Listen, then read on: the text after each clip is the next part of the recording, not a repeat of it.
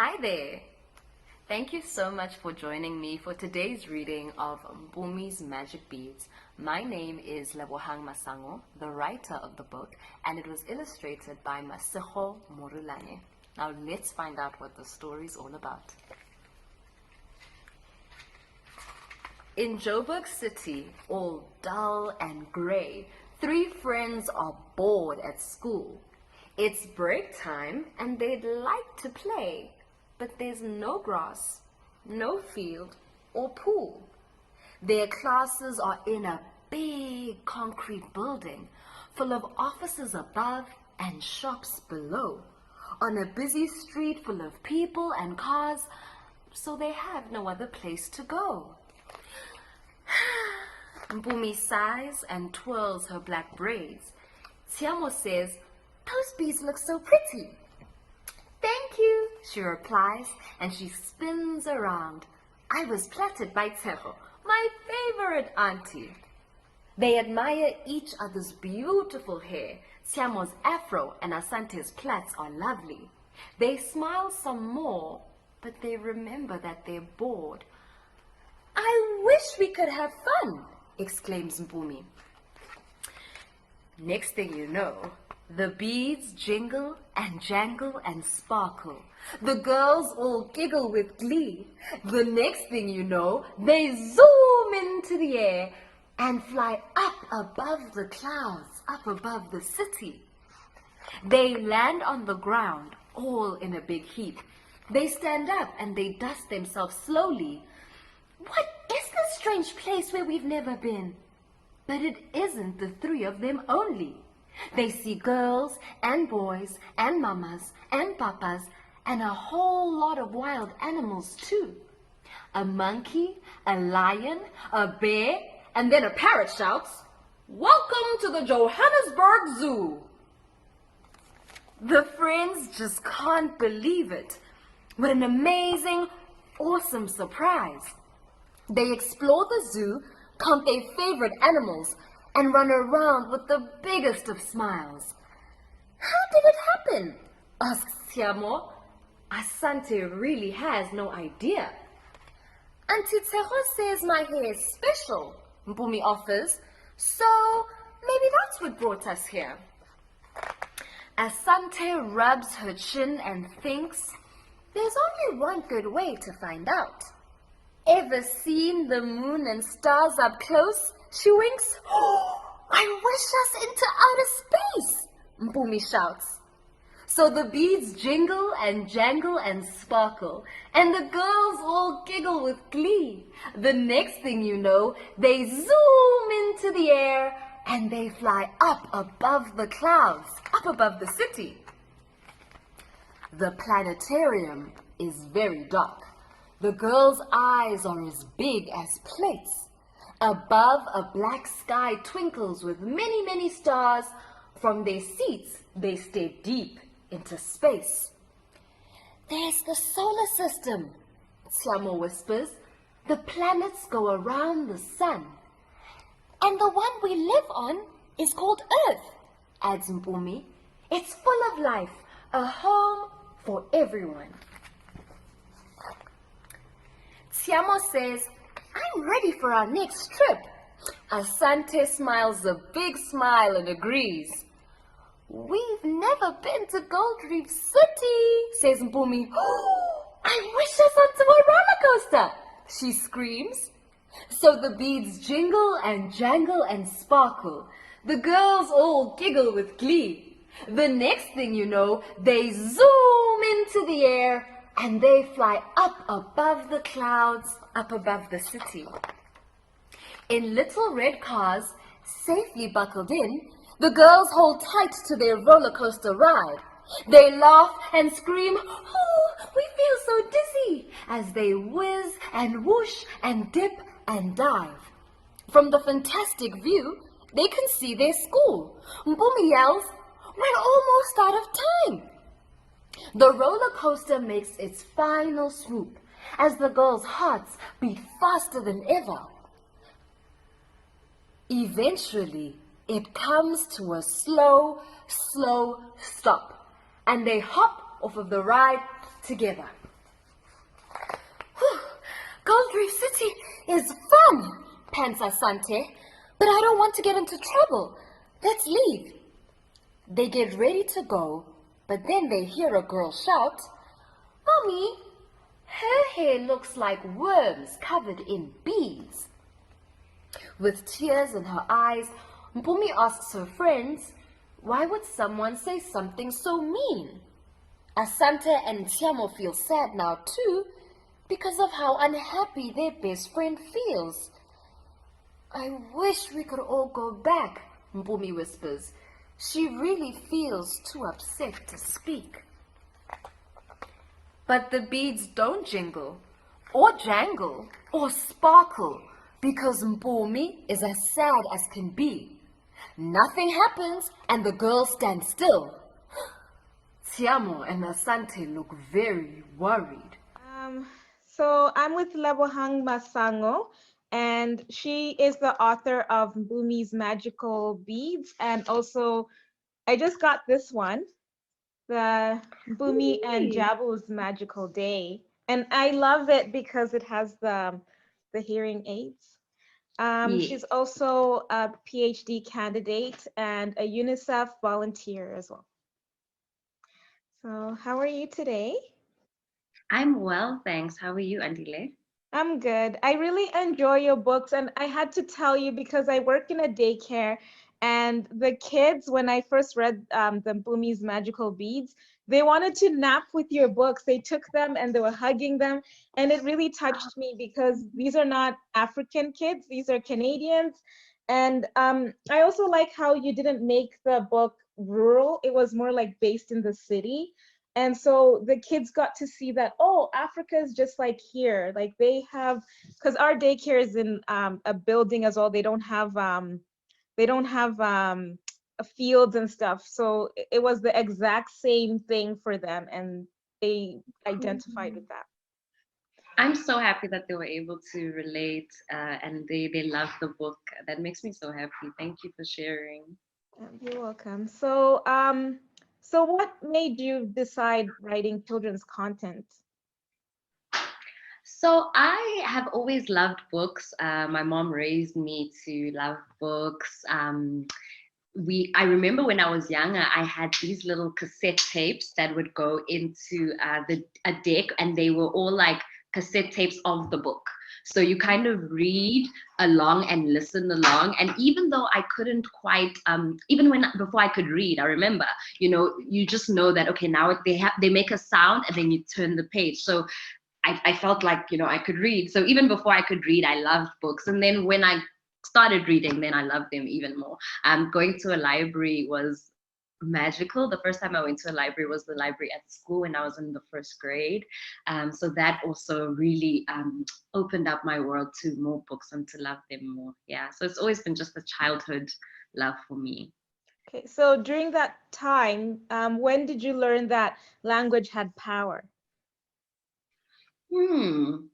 I think I learned that language had power. I think when I began to read, and when because you start to be able to you read billboards, you read what's written on television, you read newspapers and magazines, and everywhere I went, there were words, there were things that I could read, and that's when I knew that language was powerful because I was getting smarter, I was able to, beyond what my parents were telling me, I could teach myself by finding information in other spaces. And that's when I knew definitely that language was powerful. But also, I live in South Africa. We have 11 official South African languages, and just to know that I can be raised speaking a particular language, but then because I have friends who speak this language, I learn their language. And everywhere I go, anywhere I go in South Africa, I'll never not be able to understand what's being said. And that's a wonderful thing, to Yeah. feel a sense of belonging everywhere I go because of language. Okay, so you speak 11 languages? No, I don't speak all 11, Okay. but a lot of them are similar, So Yeah, the yeah, yeah. Setswana Sepedi groups are similar. The Zulu, Sindebele, Xhosa, and Siswati groups are similar as well. And Okay. then I'm still getting there with the Chisonga and Chivenda. languages. But the first two that I mentioned, like, yeah, I can hear and speak. So yeah, I have proficiency there. Okay, so are you a Zulu girl? Like, which tribe are you then? I'm a Belong to? Ndebele girl. Ndebele. Yeah, Oh, with same a as Swati me. mother. Is it? I love Yes, that. That's so through my yes. mother. My dad is Shona, but my mom is Ndebele. Oh, that's so cool. Yeah, my mom is Swati and my dad is Ndebele. Okay. Um, Yeah. so because you used to write poetry, so what specifically made you start writing for kids? Because I Googled you and I saw like images of you, and because you're very outspoken about women's issues and like your tattoos and everything. So I can imagine like being in South Africa when you want to cross over to kids content, like did you get a backlash or anything? So interestingly, no. I thought for a moment like, what's gonna happen? But interestingly, no, there was no backlash. I think people were they received me well, and interestingly, no one's made an issue of my tattoos, and before COVID, I would go to places and read, and the children would enjoy. I'd read at schools, I'd read in libraries.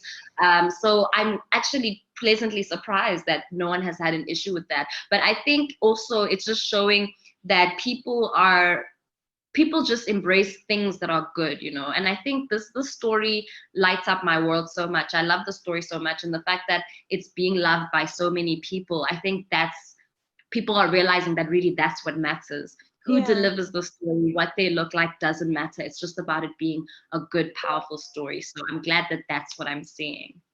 Yeah, because here in Canada nobody would care, but I just wondered like in Africa what that would be like. Considering Hmm. that I'm also I never used to be into children's content. I was more into women's stuff. So even I didn't receive anything, but I thought I would.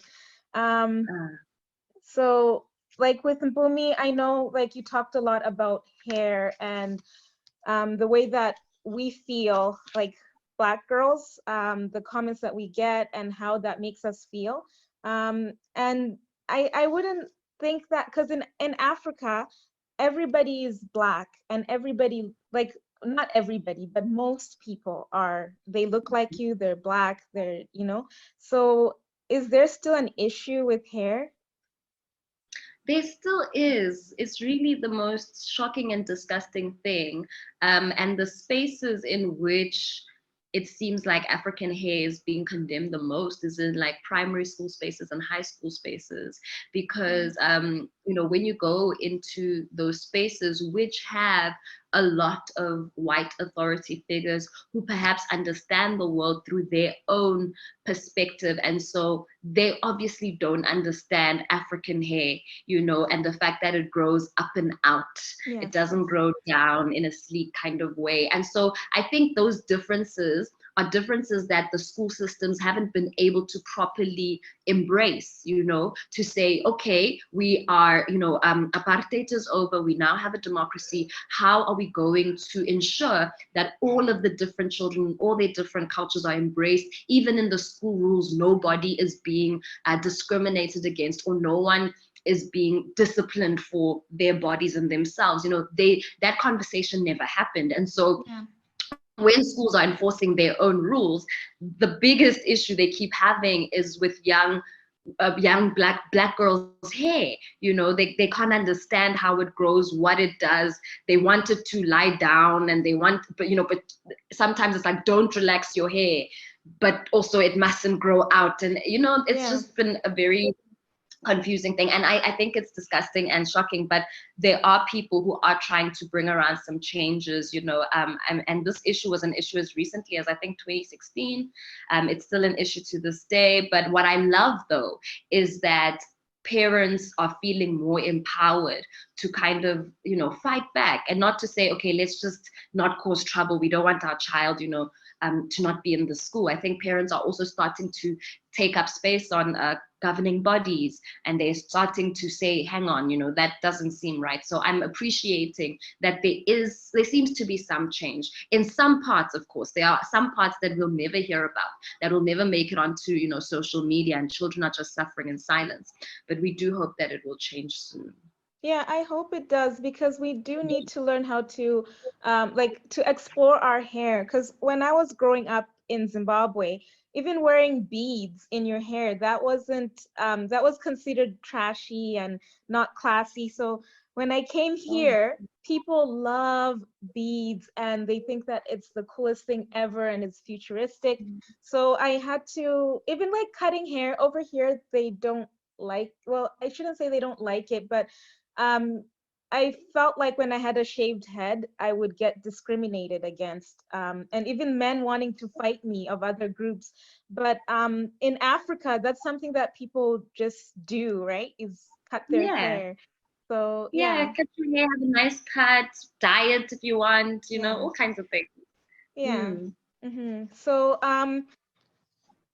with this one with Jabu, because you had him with the hearing aid. So you went Yeah. from like writing about hair and now you're writing about disabilities and accepting people with disability. May you please elaborate more on that? Okay, sure. So I think for me, while this story is about hair, while Mpumi's Magic Beads at first appears to be about hair, what I'm hoping also comes across as strongly is that it's a story about, friendship, fun, and adventure, across the city. And of course, it's about the city as well. But the Yes. thing that really binds is about the friendship. And so, because they are girls who love to learn, who love to explore, and who are such good friends, and who love to make people and each other feel good as well. So it made sense to me that the next adventure, which was actually proposed by Professor Claudine Stolberg, because she saw me reading this book. And so Okay. she had the idea. She's like, I have this little character, because she writes books as well, but mainly for a deaf audience. So she said, I have this Oh. little character, and I think it would be so wonderful if he could meet your character and they could become friends. So that's Oh. how we made that happen. And I love that idea because it's like, yeah, because Mpumi is a girl with a big heart, and Mpumi does love making friends, and Mpumi loves the city. So she gets to experience the city through her experience of her friendship with Jabu, who has to navigate the city as a deaf child. Yes, So I yes. love that we brought them together, and it also maybe is a way to help children understand disability, but also for deaf children to also feel represented in books. Yes, yes, that's very important. Yeah. Yeah.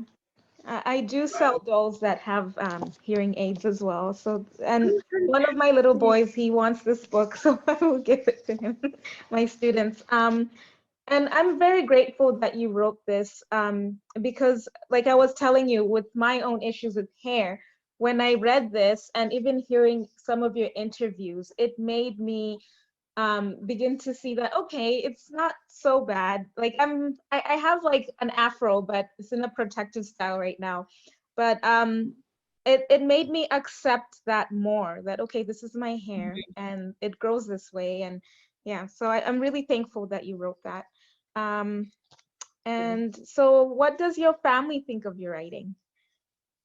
Oh, my family is so supportive. They love it. These characters are actually named after my little brothers because these are unisex names. So Mpumi, Oh, Tiamo, and Asantia are yeah, actually my brothers in real life. And Tejo's my sister, who I mentioned in the first book. yeah. So my family's like really supportive. They're really wonderful, and they're really excited because we don't have authors in my family. So like I'm the first one, and yeah, they're all enjoying this adventure with me. Yeah. Yeah, they must be so proud. Like you have a lot of accomplishments, not just writing, but your PhD and even as a poet. I see your stuff, it's all over South Africa in magazines and everything. Thank you. Yeah. So was Boomy supposed to be like just one standalone book and then through the professor or was she a doctor? Yeah, she's Through that. yeah. Yeah, so was it supposed to be a standalone at first? You weren't going to continue it as a series? I definitely was going to continue, and she found me right at the moment where I was trying to decide what else to do, and where to go next. So when she Okay. came with her story, I was like, okay, perfect, it fits, it makes sense. So I will be continuing it. Okay. Right now, though, I'm actually working on two little books for toddlers Oh, that have nothing to do with Mpumi. So I think as soon as I've done that, and I also wrote a very cute story about a little pig. So I'm just trying to get that to store. So those are the okay. projects I'm working on now. And then I'm definitely going to get back to Mpumi because, yeah, she's just fun. There's so much I can still do with her. So I definitely will. Yeah, and are you gonna have like dolls as well? Because I saw like there were stuffed dolls of her online. Yeah, I requested a doll. I found this one woman, Imibongo Gamakulu, I believe, and she makes these handmade dolls, these soft dolls. So I ordered one of Mpumi, just to look at what it would be like. But it is such a dream for me, and I hope one day I'll be able to have the resources so I can explore different merchandising options. That would be Yeah, so exciting. yeah, that would be. Yeah. And do you Google yourself? Just curious. If you ever like. Yes, I do. I do because I just need to make sure that there's never anything in the world about me that is, untrue or Yeah. is represents me badly because I work so hard to make sure that, I do things well and correctly. So yeah, every now and then, just to have a sense of what's happening, and also just to see what people are curious about, because sometimes it'll show you the rest of the results. So Oh people yeah. are interested in who my parents are, apparently. People are interested in how old I am, apparently, and that's not information I put out into the world. So I guess I understand why. Okay. Yeah, it's good for a lady to have mystery. I've heard. Yes. So I really appreciate all of this. Thank you for taking the time to speak to BU. And I hope that you continue. Well, you did say you're going to continue writing, and I'm going to be the first in line to get that, I hope. With Ethnic Kids, And they're thank going to you. hook me up.